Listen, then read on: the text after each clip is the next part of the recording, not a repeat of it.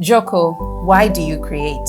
I create to break barriers, build bridges, and inspire the next generation.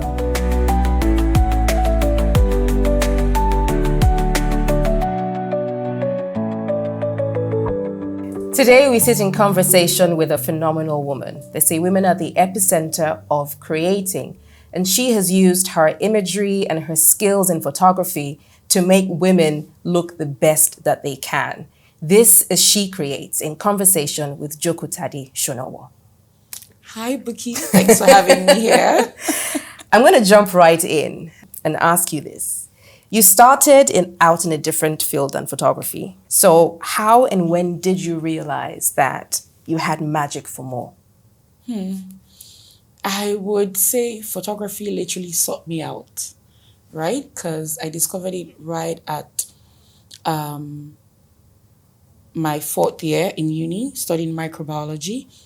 And it was a hobby that was in it that I never really called out or put a name to. For the longest time, I will tell you my hobbies were singing and dancing. But the reality was that photography had been a part of me. Every time I get to school, the first place I go to is the motion ground to take pictures. Me, my friends, everybody.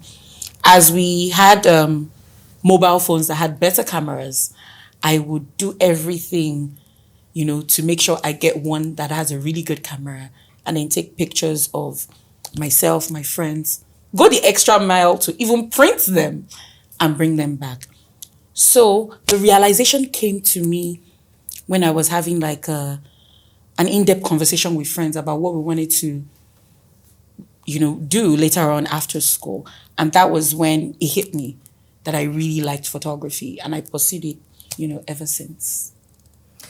So I know a little bit of your backstory because you didn't really start out. I mean, when you finished school with microbiology, but you were doing something else before. Yeah, so I served. So the only photography. thing I did right before pursuing photography full time was during NYSC, where I served as a client service representative.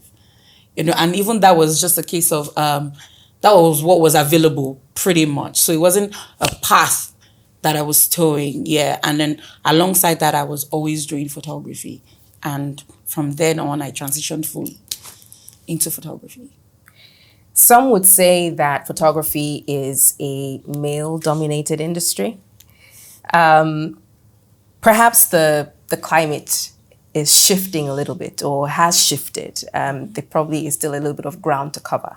But do you feel like you've had to work twice as hard just to get the recognition that you have today? Absolutely not. In fact, I actually love it when people think I'm a guy. They say, "Oh, good afternoon, sir." And I'm like, "No, it's a woman." Like, "Oh, wow." They're taken aback every single time. And the truth is, I feel like the amount of work required for a man to break out in the industry is the same amount of work required for a female to break out in the industry. Only thing is that we have like limitations as women that could generally pull you back. And it's not only fashion towards creatives. It's fashion towards all women. All women go through that stage. There's childbirth, there's making of the home. There's so many things that women go through. So it's for you to wake up every day and decide that you're going to pursue your dreams, your passion, your goals against all odds, and daily put in the work. Be consistent, be intentional, have an excellent spirit, and everything will come to you after that. So I like that you brought in the fact that, of course, there are certain things that women might face differently than men, when it comes to childbearing, building raising a home, raising a family. Absolutely. And of course, that also means that there's got to be some sort of support. Perhaps you have to be able to find a balance. Absolutely. How have you been able to do that and still run a thriving business? I love this question. So here's what I always say, right? And I say this to every young lady I meet. Once you start earning, start saving up for your support system. So either you're going to create a support system for yourself, or you already have one, through your family, your mom, your mom-in-law. In my case, I was really blessed. My mom was there. My mom-in-law was there, My sisters, like everyone is like a close-knit. People come together.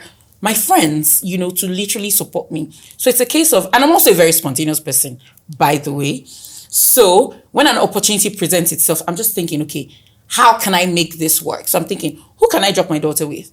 Where can I put this? What can I do? Because I don't see any reason why you should make excuses for not pursuing your dream. For me, that's very flimsy and lame.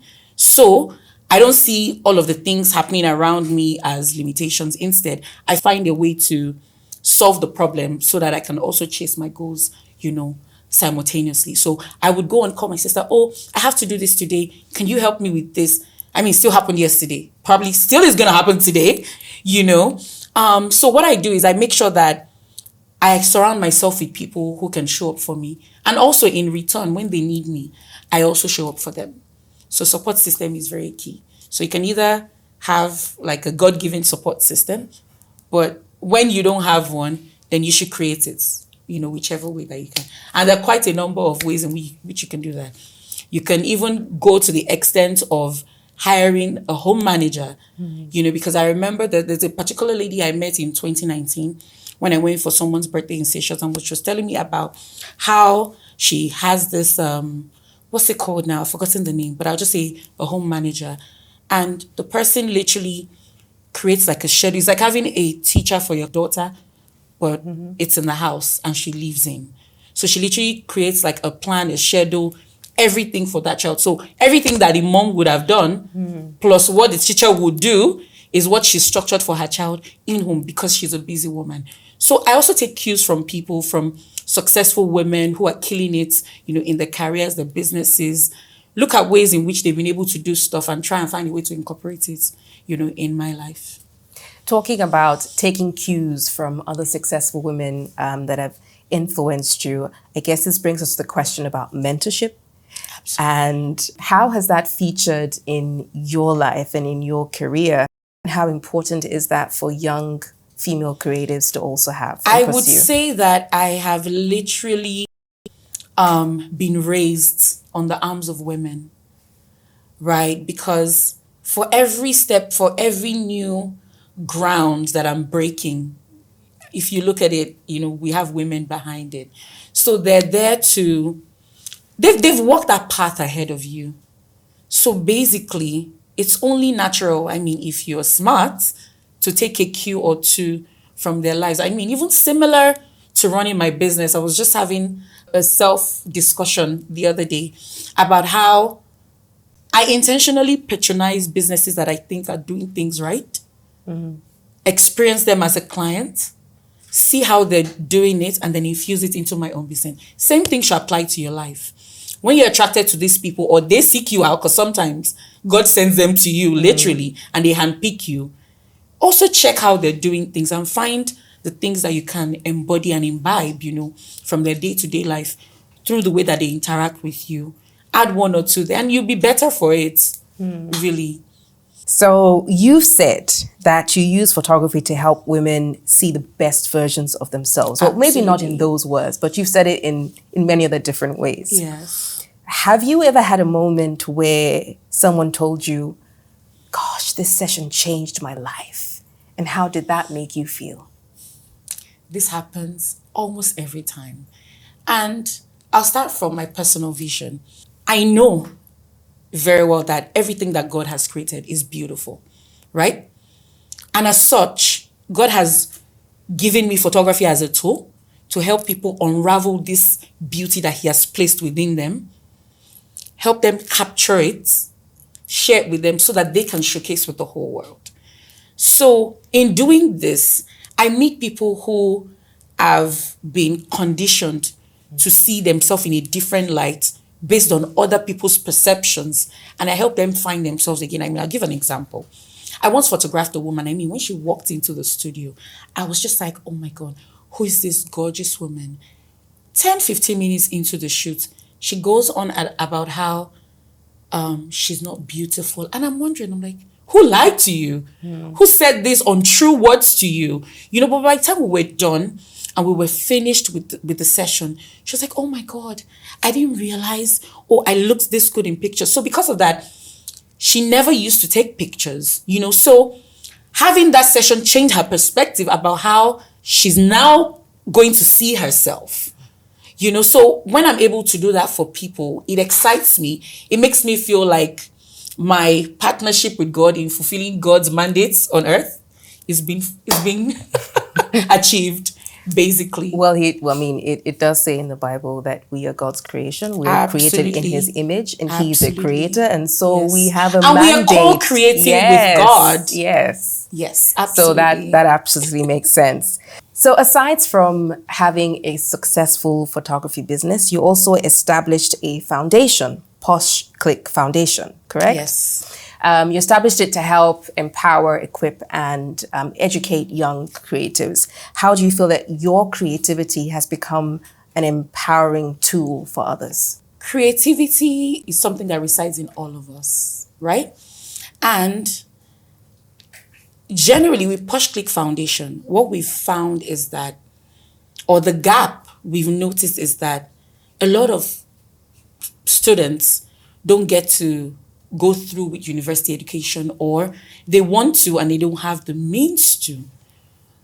But it's important that we note that not only the four walls of a classroom, gives education. Education can be gotten through different means, which creativity is one of it, and photography. So it all started with partnering with an NGO for vocational training, and I taught the students photography. And with the success that we recorded with two of them in particular, it became more apparent to me that beyond training the children on photography, there's also that part where creativity is becoming like a foundation for them to set up what their life is going to look like, basically. So for a child whose parents cannot afford to send them to school, creativity is a way for them to establish something of themselves rather than giving up completely. So we had these students who learned photography. After training them on photography, we went on to for them to go through internships, at photography studios. One of them came to me. We sent another one to another photography studio.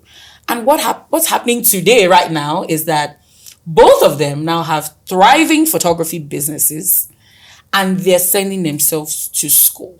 So, having seen that model, crystallize right in front of my eyes, I'm like, how many more people can we help this way? So we've been able to achieve that with 2 people now. We can do more.